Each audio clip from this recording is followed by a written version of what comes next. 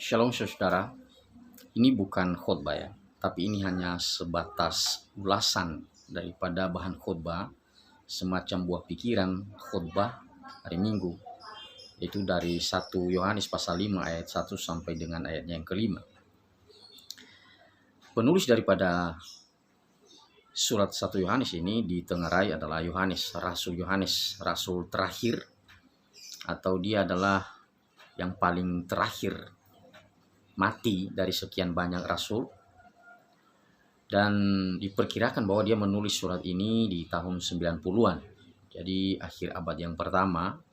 Dan tentunya dari informasi itu kita tahu bahwa generasi penerima daripada suratnya itu adalah generasi kedua daripada kekristenan. Generasi awal yaitu orang-orang yang berhadapan langsung dengan Kristus itu sudah pada meninggalkan dunia dan sekarang masuk di dalam generasi yang kedua. Nah, ternyata di dalam pertumbuhan gereja itu ada perkembangan gereja itu ada banyak hal yang terjadi. Bukan saja tantangan yang dihadapi oleh gereja adalah dari pihak luar, pihak eksternal yang terus menghantam kekristenan, yang terus benci terhadap berita Injil. Tetapi yang sama berbahayanya juga adalah ajaran-ajaran yang sesat yang datang dari dalam, yang mengklaim diri adalah gereja. Dan ini yang sangat sulit untuk dihadapi oleh gereja yang sungguh-sungguh untuk terus bertumbuh di dalam pengenalan akan Tuhan. Satu ajaran yang begitu dominan pada waktu itu adalah ajaran doketisme. Doketisme ini adalah menyatakan bahwa Yesus itu hanya tampak seperti manusia. Dia tidak sungguh-sungguh manusia, tapi hanya tampaknya seperti manusia saja. Dan penulis daripada 1 Yohanes ini sangat concern dengan hal ini. Dia sangat bergumul menghadapi ajaran ini, dan ini bukan ajaran yang sekedar main-main atau ajaran yang gampang atau ajaran yang tidak terlalu berbahaya. Penulis 1 Yohanes begitu bergumul, berteriak menentang ajaran itu, karena itu berpengaruh tentang dasar daripada kekristenan atau ajaran fundamental tentang iman Kristen. Apa yang disangkal di situ? Mereka menyangkal kemanusiaan Kristus. Maka ketika mereka menyangkal kemanusiaan Kristus, mereka juga menyangkal inkarnasi. Mereka menyangkal penebusan. Mereka menyangkal penyelamatan. Jadi itu pengaruhnya besar sekali ya. Jangan dianggap enteng. Makanya penulis daripada 1 Yohanes ini di awal dia berteriak cukup keras, sangat keras. Pasal 1 ayat 1 itu saya bacakan kepada kita. Dia berkata apa? Apa yang telah ada sejak semula, yang telah kami dengar, yang telah kami lihat dengan mata kami, yang telah kami saksikan, dan yang telah kami raba dengan tangan kami, itu yang kami tuliskan kepada kamu. Jadi penulis 1 Yohanes ini begitu menekankan hal ini. Kami ini loh, ya, sebagai rasul, sebagai orang yang berhadapan langsung dengan Kristus Yesus, kami itu udah dengar langsung dia berbicara. Kami udah lihat dia dengan mata kami. Kami udah saksikan dia, kami tahu dia siapa. Dan kami sudah raba dia, kami sudah raba tubuhnya. Dia sungguh-sungguh manusia. Hanya kemanusiaannya beda dengan kita. Kita berdosa, kita banyak pelanggaran. Kita ada natur dosa. Yesus itu tidak berdosa. Dia manusia yang sejati. Sama seperti Adam sebelum jatuh dalam dosa. Jadi hanya dua manusia yang sejati di dalam dunia ini. Yang pertama adalah Adam sebelum dia jatuh dalam dosa. Dan Kristus. Ya, karena Adam sudah gagal, maka Kristus datang ke dalam dunia. Manusia yang sejati itu. Yang berinkarnasi, logos yang berinkarnasi, firman yang menjadi daging. Itu Yesus Kristus, dia manusia yang sejati, manusia yang sungguh-sungguh. Nah, ini jangan ditolak. Nah, doketisme itu menganggap bahwa Yesus hanya menyamar, kelihatan seperti manusia, padahal bukan manusia, tidak sungguh-sungguh manusia. Nah, ini berbahaya Bapak Ibu. Ini berbahaya. Ini adalah ajaran yang paling mendasar tentang dui natur Kristus. Itu gereja itu, bapak-bapak gereja itu bergumul tentang hal ini. Dan juga para penulis daripada Injil itu terus mengumandangkan hal ini. Jangan dikebiri. Doktrin pengajaran tentang Kristus, Injil itu jangan dikebiri. Jadi dia sungguh-sungguh Allah, ya, dia pribadi kedua daripada Allah Tritunggal. Dia juga sungguh-sungguh manusia. Logos pribadi kedua itu yang telah berinkarnasi menjadi manusia di dalam daging. Nah, itu yang terus dikumandangkan oleh penulis daripada 1 Yohanes. Itu yang dilawannya ya, ajaran doketisme. Dan itu kita bisa lihat penegasannya lagi di pasal 4 ayat yang kedua. Di situ dia berkata, demikianlah kita mengenal roh Allah, setiap roh yang mengaku bahwa Yesus Kristus telah datang sebagai manusia berasal dari Allah. Ya. Jadi itu penegasannya. Siapa mereka yang mengakui bahwa Yesus Kristus sungguh-sungguh manusia, itu berasal dari Allah. Baik pengetahuan itu maupun orang-orang itu berasal dari Allah. Jadi dia menolak, dia melawan ajaran yang meragukan tentang kemanusiaan Kristus. Karena itu banyak efeknya, banyak dampaknya. Ya, ketika kita meragukan kemanusiaan Kristus, berarti kita menolak ajaran inkarnasi, kita menolak ajaran substitusi di atas kayu salib, ya, kita menolak penebusan, kita menolak proses penyelamatan. Ya. Nah, ini berbahaya di dalam kekokohan daripada gereja Tuhan. Nah, di dalam pasalnya yang kelima ayat 1 sampai 5 tadi, kembali Yohanes menegaskan tentang siapa Kristus yang kita kasihi, siapa Kristus yang kita sayangi, siapa Kristus yang kita teladani, siapa Kristus yang kita junjung tinggi, yang kita sembah. Nah, jadi dia di situ disebut sebagai Kristus yang diurapi, yang dikhususkan untuk menyelamatkan kita. Kemudian dia juga disebut di dalam ayat yang kelima, dia adalah anak Allah. Yesus Kristus adalah anak Allah. Ya, sebutan anak Allah bukan sebagai hierarki papa dan anak, bukan seperti itu. Tapi itu soal relasi, soal ketaatan, ya, model anak, model hubungan antara papa dengan anak itu ada di dalam Tuhan. Ya, bapa dengan anak modelnya ya seperti ini. Ya, anak, ya, di dalam dunia ini seorang anak harus punya sifat karakter seperti Kristus. Bagaimana Kristus taat kepada Bapa sampai mati, semestinya juga seorang anak di dalam dunia ini begitu juga model hidupnya, gaya hidupnya kepada orang tuanya, kepada papanya. Jadi rule atau model seperti ini semestinya diterapkan juga di dalam kehidupan orang-orang Kristen.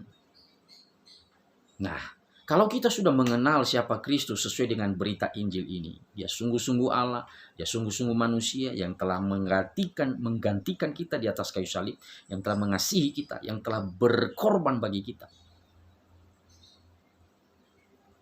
Maka penulis daripada 1 Yohanes mendorong kita untuk terus mengasihi dia. Baik Bapa, baik juga anak ini. Dan itu tentunya oleh kuasa Roh Kudus yang mendorong kita, memampukan kita untuk terus mengasihi Tuhan seumur hidup kita. Apa tandanya kita mengasihi Tuhan? Sudah dijelaskan tadi di ayatnya yang kedua. Inilah tandanya bahwa kita mengasihi anak-anak Allah, yaitu apabila kita mengasihi Allah serta melakukan perintah-perintahnya. Sekarang Bapak Ibu harus bertanya dalam diri sendiri, ya, kenapa saya harus terus berjuang memberitakan Injil ini? Kenapa saya harus terus menyatakan pemberitaan Injil ini? Karena pondasinya adalah karena kita, ya, karena kita sungguh-sungguh mengasihi Tuhan, mencintai Tuhan. Jadi Yohanes ini terus berbicara tentang ini karena dia cinta akan Tuhan. Jadi motivasinya dia untuk menyampaikan tulisan ini karena cintanya akan Tuhan.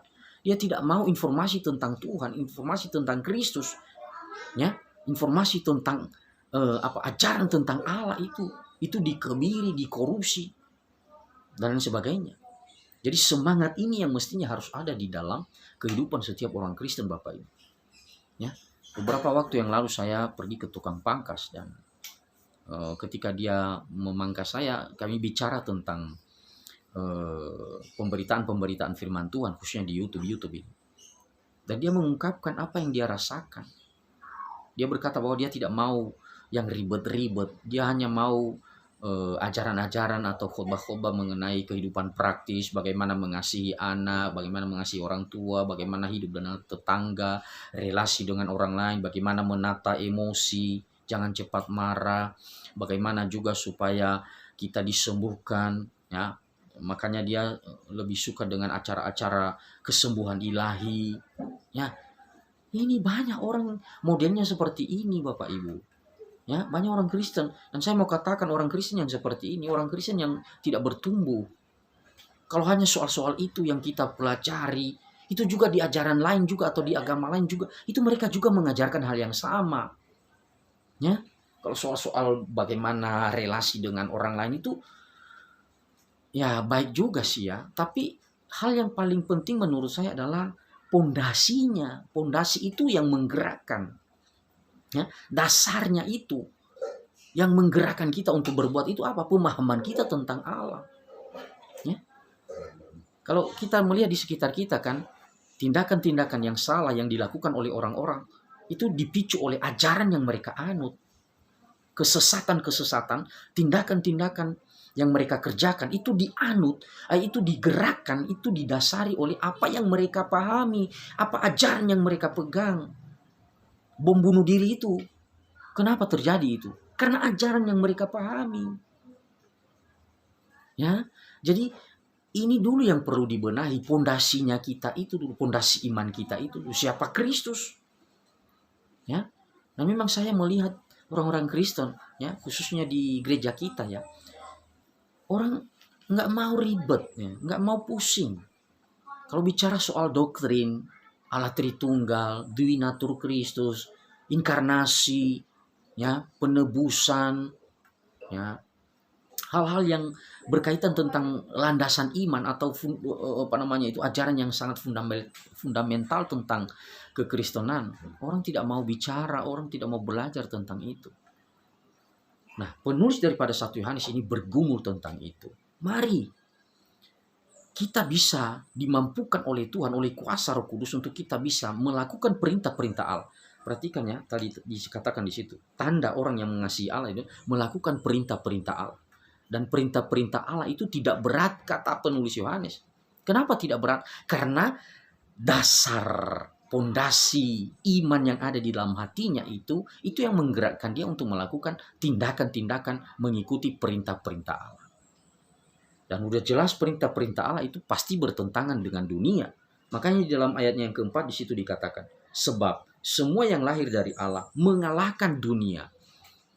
Dunia ini artinya lebih kepada filsafat dunia ya, gaya dunia atau karakter dunia, sifat dunia, jiwa daripada dunia ini terus memberontak kepada Allah, terus melawan Allah. Ya. Sifat dunia ini atau jiwa dunia ini terus menyenangkan diri, egoisme, ya, tentang kesenangan diri, nafsu dan kedagingan dan lain sebagainya. Nah, orang yang ada di dalam pengertian yang benar tentang imannya, siapa Allah, siapa Kristus yang telah mengasihi dia, orang-orang itu akan dimampukan oleh kuasa Allah sendiri, oleh kuasa Roh Kudus untuk mengerjakan perintah-perintah Allah dan melawan dunia, melawan semangat dunia yang terus berontak kepada Allah. Jadi posisinya kita sebagai orang-orang Kristen berada di posisi melawan dunia ini. Dan itu dikatakan di dalam ayatnya yang keempat tadi. Dan inilah kemenangan yang mengalahkan dunia, iman kita.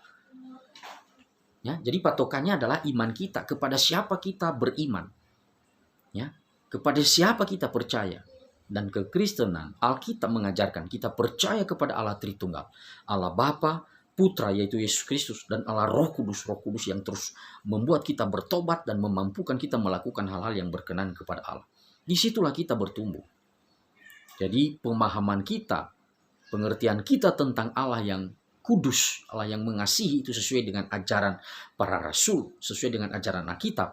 Itulah yang memampukan kita untuk melakukan hal-hal yang berkenan kepadanya, perintah-perintahnya. Ya. Jadi kalau dasarnya tidak benar, ya kita nggak bisa melakukan apa yang dikehendaki oleh Allah. Ya. Kalau dasarnya kita tidak ada, kita tidak tahu, ya kita sama dengan agama lain, kita sama dengan ajaran-ajaran yang lainnya. Ya, mereka juga mengajarkan tindakan-tindakan kebaikan, ya. Kayak misalnya agama Buddha itu ya, itu ada lebih lebih ngeri lagi soal mereka, soal menerapkan ajaran kebaikan-kebaikan itu. Ada orang yang berani menyiksa diri untuk kebaikan orang lain. Tapi apakah kekristenan seperti itu? Tidak. Kekristenan harus dimotori, digerakkan oleh pengertian yang benar tentang Tuhan yang dia sembah, baru dia bisa berbuat, melakukan hal-hal yang apa yang diperintahkan oleh Allah. Jadi saudara, kalau saudara mengasihi, kalau saudara memberi kepada gereja, kalau saudara melayani, kalau saudara melakukan apa yang dikehendaki oleh Allah, sadarilah ya, bahwa Anda melakukan itu karena cinta kepada Allah, bukan karena sesuatu, bukan karena ingin populer, bukan supaya ingin dikenal, supaya ingin diketahui bahwa engkau adalah orang yang baik. Tidak, jangan. Karena Anda pasti kelelahan. Ya. Lakukanlah segala perintah-perintah Allah karena didasari oleh cinta kepada Allah Tritunggal. Puji Tuhan, semoga kiranya video ini memberkati saudara dan saya. Amin.